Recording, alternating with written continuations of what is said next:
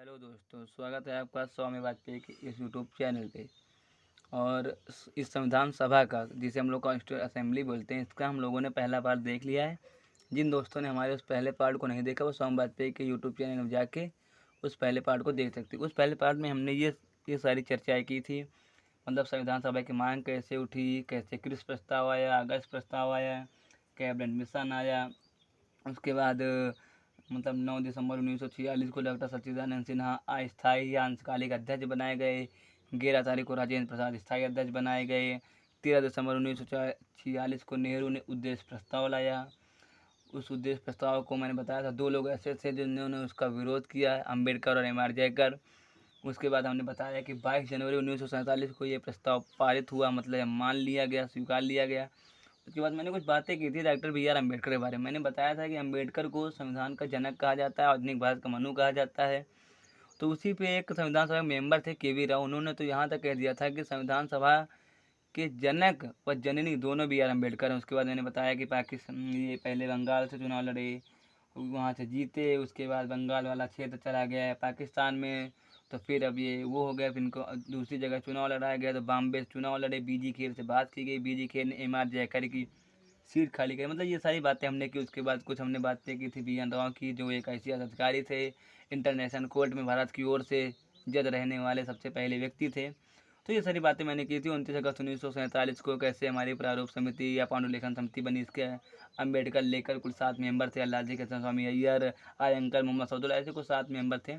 तो आज दोस्तों जैसा हमने बात कर ली थी, तो आज हम लोग कुछ फैक्ट बात करते हैं। हाँ, एक क्वेश्चन और हम लोग बताना चाह रहे हैं कि कभी कभी एक क्वेश्चन आता है कि मतलब कांग्रेस, मतलब शुरुआत के कांग्रेसी नेता कौन थे। तो वहाँ पे आप लोग के एम मुंशी जो थे वो स्टार्टिंग से ही कांग्रेसी नेता हुआ करते थे। तो कुछ फैक्ट है, उन्हें हम लोग देख लेते हैं। संविधान सभा में क्वेश्चन आया है कई बार कि ये पीछे तक का क्वेश्चन है कि मतलब संविधान सभा में कुल कितने अधिवेशन हुए थे। तो 12 भी हो सकता है और 11 + 1, मतलब 11 हुए। तो उसके बाद इसमें एक अधिवेशन जोड़ लिया गया, ये एक है। इसको माना जाता है जो 24 जनवरी 1950 की जो बैठक थी, इसको मिलाकर कुल 12 अधिवेशन हुए। उसके बाद हम लोग बात कर लेते हैं कि इसमें महिलाएं कितनी थी। तो इस संविधान सभा की जो महिलाएं थी वो दोस्तों 15 थी। यहाँ से क्वेश्चन बना है।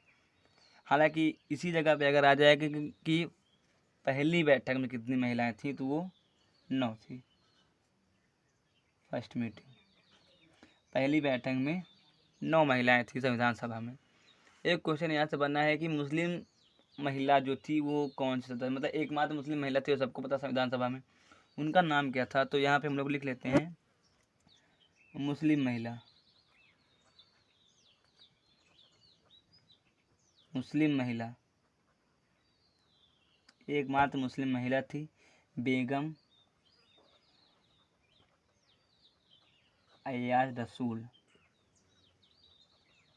बेगम अय्याज रसूल ये संविधान सभा में एकमात्र मुस्लिम महिला थी। कुल महिलाएं कितनी थी? 15। तो ये सारी बातें हो गई। उसके बाद जो कुल मैंने बताया 389 मेंबर थे, जिसमें से 299 भारत से थे, क्योंकि पाकिस्तान का उस समय विभाजन हो चुका था। तो वो भारत, मतलब वो पाकिस्तान में चले गए, तो ये 299 थे मेंबर बचे हुए। इन 299 से, इनको हम लोग पार्ट में कर लेते हैं, समझ में आएगा। इन 299 से 229 ये चुने हुए थे, मतलब इलेक्टेड थे, निर्वाचित। और उसके बाद यहाँ से आपके थे 229 और 70, 299, ये 70 थे जो कि मनोनीत थे। ये 70 मेंबर मनोनीत, मतलब 389 में से मुस्लिम लीग, जब पाकिस्तान का विभाजन हो गया तो वो मुस्लिम लीग भारत से अलग हो गई, तो कुल बचे 299 सदस्य, जिसमें से 229 सदस्य मनोनिर्वाचित थे, 229, और ये 70 आपके मनोनीत थे। पीछे मैंने बताया था कि 15 महिलाएं थी इसमें। एक जगह से क्वेश्चन आता है कि अनुसूचित जाति, जिसे हम SC कहते हैं, शेड्यूल कास्ट, यहाँ से थी आपकी 26 लोग, और ST यहाँ से थे आपके 33 लोग। अनुसूचित जाति से 26 और अनुसूचित जनजाति से 33। अब ये सारा प्रावधान हो गया। इसके बाद 26 नवंबर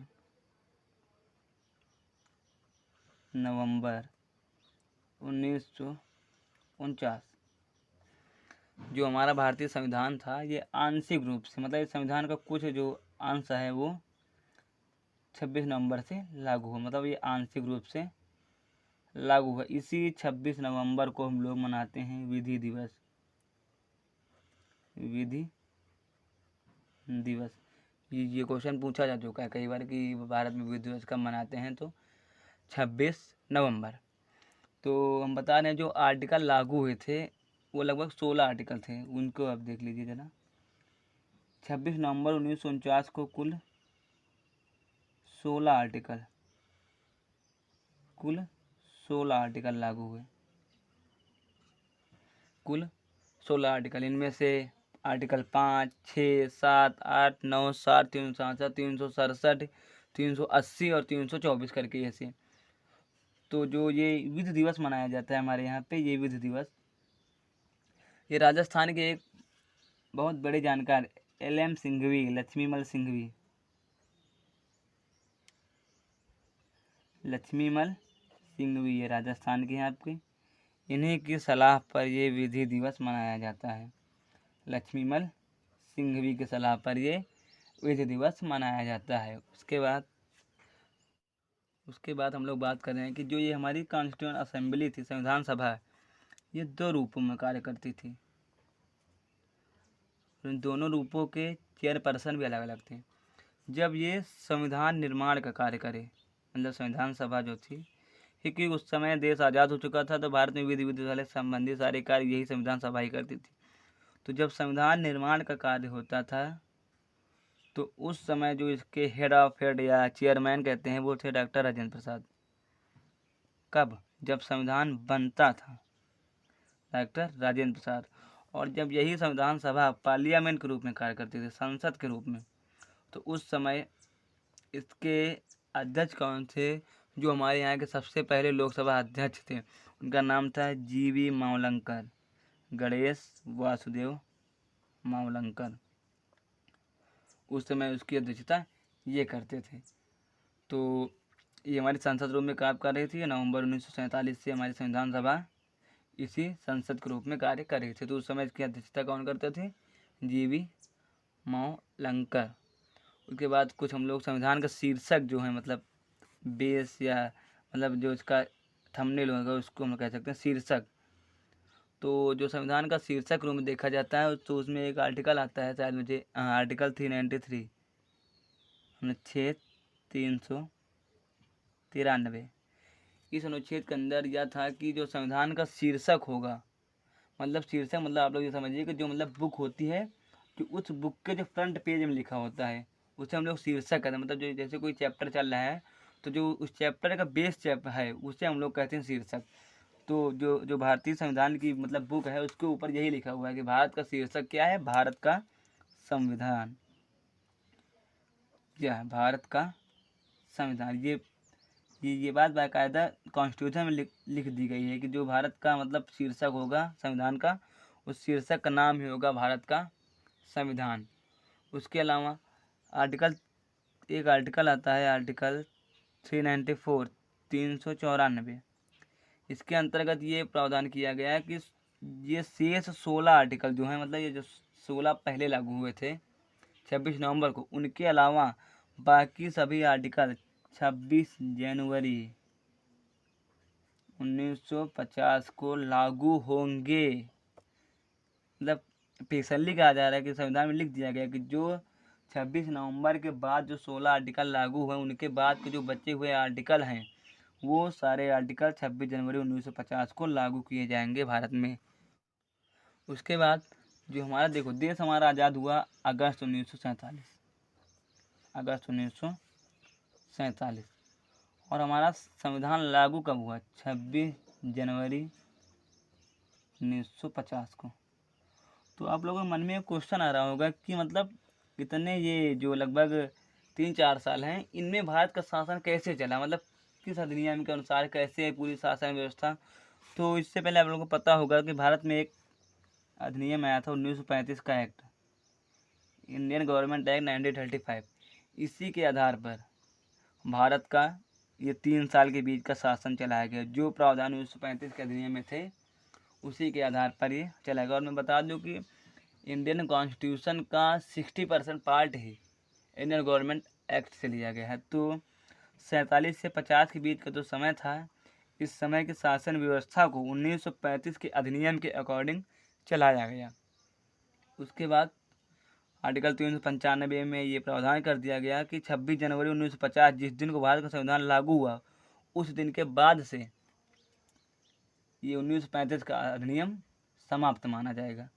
तो इस संविधान सभा की कुछ लोगों ने आलोचना की, वो हम आप लोगों को बताना चाहें। हमारी संविधान सभा, जिसमें एक से एक महान नेता, इनको हम 2-3 बार वीडियो में पहले बता चुके हैं कि अगर हम भारतीय संविधान निर्माताओं को देवदूत कहें तो कहना गलत नहीं होगा, क्योंकि ये बहुत दूरदर्शी थे। मतलब ये लोग पहले से ही जान गए थे कि भारत में कैसी समस्या आएंगी। SC ST को लेकर अम्बेडकर जी, भारत में एकीकरण को लेकर सरदार पटेल जी, समाजवादी पंथ निरपेक्षता को लेकर PT नेहरू और गांधी के कुछ सिद्धांत, पंचायती राज वगैरह। मतलब हमारे जो संविधान निर्माता थे वो एक प्रकार से देवदूत थे। फिर भी जो हमारी जो संविधान सभा बनी, इसकी कुछ लोगों ने आलोचना की। तो पहली आलोचना है कि इसे कहा गया है हिंदुओं की सभा या हिंदुओं की संस्था। लॉर्ड साइमन थे, उन्होंने यहाँ तक कहा कि ये संविधान सभा हिंदुओं की एकमात्र संस्था है। बल्कि इसमें भी मुस्लिम थे, मतलब इसमें भी मुस्लिम थे, जैसे बेगम अयाज रसूल वगैरह थे, मौलाना अबुल कलाम आज़ाद, ये भी मुस्लिम थे। फिर भी लॉर्ड साइमन ने इसको हिंदुओं की संस्था का, वो अपनी उनकी व्यक्तिगत थ्योरी, उन्होंने किस बेस पर इसे कहा। फिर भी इसमें 5-6 लोग मुस्लिम थे, जिसमें एक महिला और भी कई नेता, तो वो सब मुस्लिम ही थे। फिर भी इन्होंने, लॉर्ड साइमन ने इसको हिंदू संस्था का, वो उनका अपना जो उनका खुद का नॉलेज है। उसके बाद इन्होंने इसी बात को विंस्टन चर्चिल ने कहा कि ये एक जाति की संस्था, मतलब इन्होंने खुल के कह दिया कि भाई ये हिंदू की संस्था है, ये एक जातीय संस्था है, एक जाति की संस्था है। इसे भी मतलब विंस्टन चर्चिल, जो कि इंग्लैंड के PM रह चुके हैं एटली से पहले, विंस्टन चर्चिल, इन्होंने भी यही कहा कि नहीं भाई, ये भी एक ही जाति की संस्था है, इसमें केवल हिंदुओं का ही बहुमत है। उसके बाद संविधान सभा, मतलब संविधान सभा का मतलब ही कांग्रेस है, इतनी बड़ी बात कह दी। और एक मतलब बहुत बड़े कानून के जानकार जो थे, ऑस्टिन, बहुत बड़े कानून के जानकार थे ऑस्टिन, इन्होंने कहा कि संविधान सभा का मतलब ही है कि वो एक कांग्रेसी संस्था, मतलब उसमें पूरे कांग्रेसी नेता थे। क्योंकि उन्हें लगता था कि जो पाकिस्तान का हो गया विभाजन, तो मुस्लिम में चली गई वहाँ पे, तो उन्होंने सीधा कह दिया कि नहीं, ये कांग्रेस, संविधान सभा का मतलब ये कांग्रेस है। उसके बाद संसद की पहली बैठक हुई, मतलब जब भारत का संविधान 26 जनवरी 1950, यहाँ से आप लोगों को गौर सुनना है, 26 जनवरी 1950 भारत का संविधान पूर्णतः लागू हुआ। अब इस जगह से क्वेश्चन बनना चालू होते हैं। भाई देखो, 26 नवंबर 1949 को 16 आर्टिकल लागू, जिनमें बताया 5, 6, 7, 8 अनुच्छेद 366, 67, 80, 24, ये सारे 16 आर्टिकल 26 नवंबर 1949 को लागू हुए। शेष सारे प्रावधान 26 जनवरी 1950 को लागू हुए। जब यह संविधान लागू हो गया, उसके बाद के कुछ प्रथम, मतलब संविधान का प्रथम संशोधन कब हुआ, संसद की पहली बैठक कब हुई, तो वो हम देख लेते हैं। तो इसी में बात करते हैं हम लोग, संसद की पहली बैठक कब हुई। मतलब संसद जो थी, देखो यही संविधान सभा ही उस समय संसद का काम कर रहे थे लगभग, संसद की पहली बैठक। और उसके बाद 1951 में ही शायद लोकसभा के पहले चुनाव हुए थे, आम चुनाव 1951 लास्ट में ही। संसद की पहली बैठक कब हुई थी? हालांकि शायद अभी तक यहाँ कोई क्वेश्चन बना नहीं है, आगे पता नहीं भाई। मतलब पेपर सेटर का मन है ना, तो भाई कॉन्स्टिट्यूशन ऐसा चीज़ है ना कि आप उसे ये नहीं कह सकते कि ये संविधान में नहीं है। तो हाँ, इसलिए सोम वाजपेयी इस यूट्यूब चैनल ने ये माना है कि वीडियो को एक सीक्वेंस में लगाते चलेंगे हम आपको पूरा कॉन्स्टिट्यूशन इसी चैनल में पढ़ाएंगे बाय पार्ट ऑफ पार्ट। तो जो संविधान सभा की मतलब संसद की जो पहली बैठक हुई थी वो आपकी हुई थी 13 मई 1952 को संविधान की पहली बैठक हुई, मतलब संसद की पहली बैठक हुई। और उसके बाद इसका एक प्रथम संविधान संशोधन हुआ था, फर्स्ट कॉन्स्टिट्यूशन अमेंडमेंट। ये भी कभी कभी पूछ रहे, पहला संविधान संशोधन कब हुआ? 1951 में। इसके अंतर्गत 9th शेड्यूल जोड़ा गया था, 9वीं अनुसूची जोड़ी गई थी। इसके अंतर्गत 9वीं अनुसूची जोड़ी गई थी।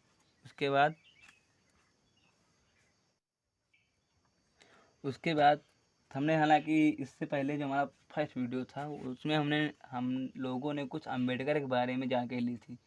अब हम यहाँ पे अम्बेडकर का योगदान देखेंगे, मतलब उनको मतलब किसने क्या कहा, उन्होंने क्या क्या किया संविधान सभा में रहकर। तो पहले मैं कुछ अपने विचार व्यक्त कर देता हूँ आप लोगों के सामने। अम्बेडकर एक ऐसे व्यक्ति थे जो, हमें नहीं लगता कि अगर अम्बेडकर उस संविधान सभा में ना होते तो शायद भारत का संविधान बन पाता। ये मेरे व्यक्तिगत विचार हैं, मैं किसी संस्था का पर्सनल समर्थक नहीं, ये मेरे व्यक्तिगत विचार हैं।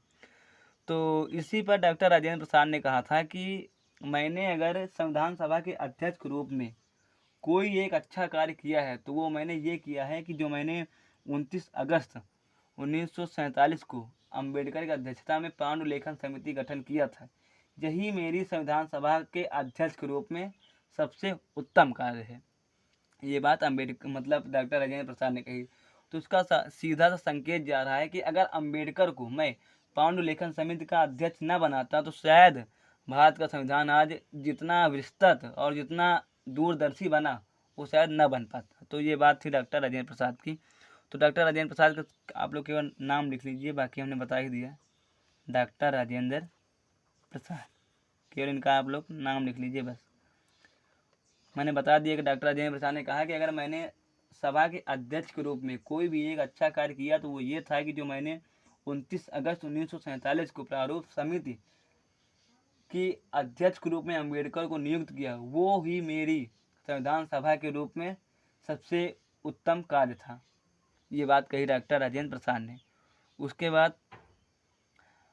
उसके बाद इसी में कहा गया कि अम्बेडकर एक जहाज के ऐसे पायलट थे, और एक जहाज मान लो संविधान था और उस संविधान को चलाने वाला पायलट अम्बेडकर था। मतलब इतनी बड़ी उपाधि, मतलब अगर जहाज में पायलट ना हो तो जहाज बेकार है, सीधा सा मतलब निकल रहा है। अगर संविधान सभा में अम्बेडकर ना होते तो बाकी आप लोग समझ सकते, इतना ज़्यादा ऑनलाइन क्लासेस बोला नहीं जाता जितना मैं बोल रहा हूँ। तो आप लोग मेरी बात समझ गए कि संविधान मतलब अम्बेडकर के बिना संविधान अधूरा था। हमें नहीं लगता कि संविधान बन पाता, ये मेरे व्यक्तिगत विचार हैं।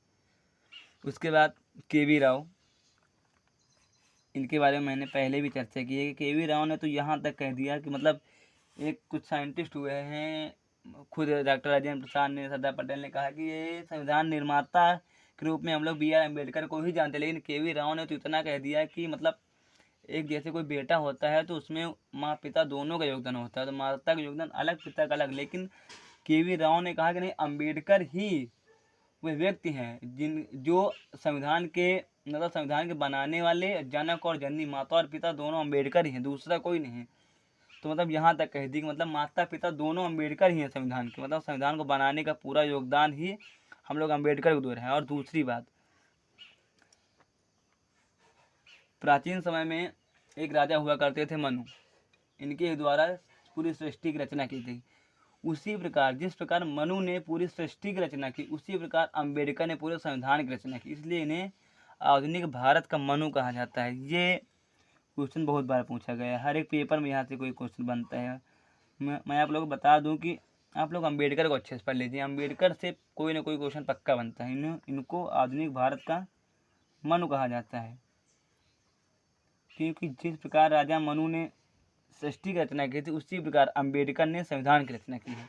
उसके बाद तो ये जो दोस्तों हमारा कॉन्स्टिट्यूएंट असेंबली थी, संविधान सभा थी, ये यहीं पे ख़त्म हो गई। हमने आप लोगों को ऊपर के जो हमारे 2 पार्ट हैं, मतलब पहला और ये दूसरा, इसमें हमने बताया कि कैसे गांधी ने पहले मांग उठाई, ग्रिस प्रस्ताव आया, अगस्त प्रस्ताव आया, कैबिनेट मिशन आया, डॉक्टर सच्चिदानंद सिन्हा 9 दिसंबर अस्थायी अध्यक्ष, पीटी नेहरू 11 को, और डॉक्टर राजेंद्र प्रसाद स्थायी अध्यक्ष 13 दिसंबर को, पंडित नेहरू द्वारा उद्देश्य प्रस्ताव लाया गया, एम आर जयकर अम्बेडकर ने उसका विरोध किया, 24 जनवरी को वो पारित हुआ। और ये सब बातें मैंने बताई, और अभी मैंने बताया अम्बेडकर का योगदान। उसके पहले जो मेरा पार्ट 1 था उसमें मैंने वेनेगर नरसिंह राव, वी.एन. राव के बारे में बताया था। तो ये यहाँ से हमारी संविधान सभा ख़त्म होती है। और दोस्तों कल से चलेगा वेरी मोस्ट इम्पॉर्टेंट, जहाँ से चालू होता है इंडियन कॉन्स्टिट्यूशन। ये तो निर्माण था, कैसे ये किताब लिखी गई, किसने लिखा। और कल से जो हमारे संविधान के टॉपिक आएंगे उसमें ये रहेगा कि इस संविधान में क्या क्या प्रावधान थे। ये इसमें हम लोग आप लोगों को बता दें क्या पढ़ाएंगे हम कल उसमें हम लोग पढ़ाएंगे आपको प्रस्तावना, फंडामेंटल राइट, और उसके बाद DPSP, fundamental duties, president, prime minister, supreme court, high court, CAG, attorney general, election commission, finance commission, SC ST है जो ये कमीशन है, ओबीसी का, मतलब पूरा का पूरी पॉलिटी आप लोगों को पढ़ाई जाएगी। और ये हमने संविधान सभा केवल आप लोगों का बेस क्लियर करने के लिए बताया, क्योंकि संविधान सभा से क्वेश्चन बनते हैं। आप लोग संविधान सभा को हल्के में लेकर छोड़ देते हैं, यहाँ से भी क्वेश्चन बनते हैं। जैसे आधुनिक भारत का मनु किसे कहते हैं, KV राव ने किसको संविधान का जनक और जननी दोनों कहा। और मतलब कि डॉक्टर राजेंद्र प्रसाद ने अपने उत्तम कार्य के रूप में किसे व्यक्त किया, तो वो व्यक्त कार्य कौन था कि पांडुलेखन समिति का गठन, जिसके अध्यक्ष के रूप में मैंने अम्बेडकर को नियुक्त किया। तो आज से दोस्तों मेरी ये संविधान सभा की क्लास यहीं से ख़त्म होती। कल संविधान आपको पढ़ाया जाएगा, जिसमें ये लगभग आप लोगों की मतलब संविधान बहुत बड़ा टॉपिक है, इसको ख़त्म होने में टाइम लगेगा। तो फिलहाल आज के लिए संविधान सभा में इतना ही। अगर आपको ये वीडियो अच्छा लगा हो तो प्लीज़ लाइक, शेयर और सब्सक्राइब करना ना भूलें। थैंक्स।